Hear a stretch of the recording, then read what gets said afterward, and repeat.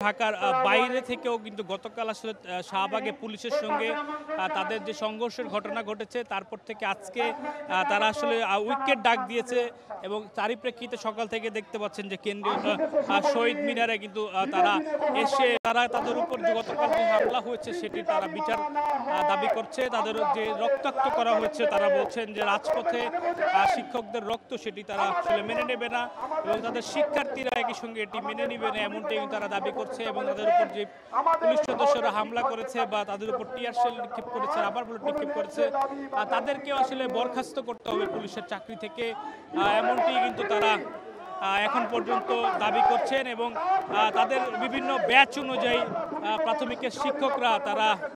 এখানে বক্তব্য রাখছেন, আপনারা দেখতে পাচ্ছেন এবং সেটা আসলে চলমান থাকবে এবং তাদের যে কার্যক্রম সেটি তাদের দাবি আদায় না হওয়া পর্যন্ত চলবে বলে তারা এখন পর্যন্ত ঘোষণা দিয়েছে।